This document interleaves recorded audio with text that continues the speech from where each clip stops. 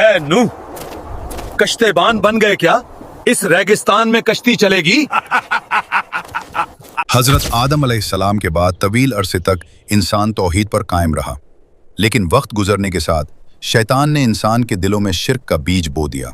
नेक लोगों की याद को बुतों में बदल दिया गया और अल्लाह को भुला दिया गया। अल्लाह ने इंसानियत को बचाने के लिए हजरत नूह अलैहिस्सलाम को भेजा।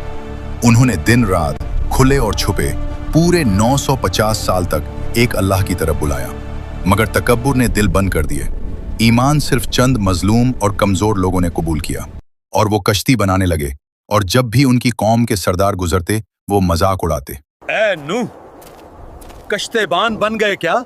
इस रेगिस्तान में कश्ती चलेगी?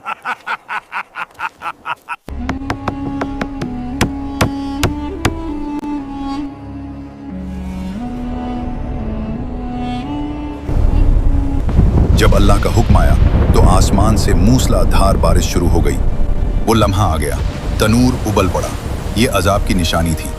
हुक्म हुआ, हर जानदार का एक जोड़ा कश्ती में सवार कर लो, जैसा कि अल्लाह कुरान की सूरह हूद आयत 40 में फरमाता है। जब हमारा हुक्म आया और तनूर उबल पड़ा तो हमने कहा, हर किस्म के जानवरों का जोड़ा उसमें सवार कर लो। ईमान लाने वालों में नूह अलैहिस्सलाम के 3 बेटे और कुछ लोग भी कश्ती पर सवार हो गए। आसमान से मूसलाधार बारिश, जमीन से चश्मे, पहाड़ों जैसी मौजें कश्ती तूफान में हिचकोले खा रही है। नूह अलैहिस्सलाम अपने बेटे को पुकारते हैं, ए मेरे बेटे, हमारे साथ सवार हो जा और काफिरों का साथ छोड़ दो।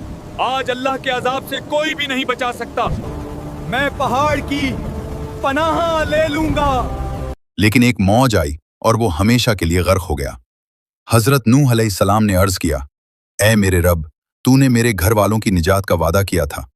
अल्लाह ने फरमाया, ए नूह, वो तुम्हारे अहल में शामिल नहीं, क्योंकि वो नाफरमान था।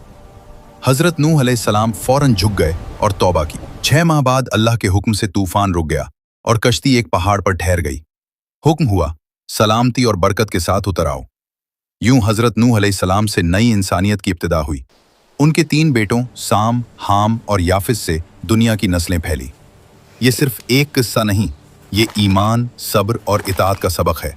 निजात सिर्फ अल्लाह की बात मानने में है।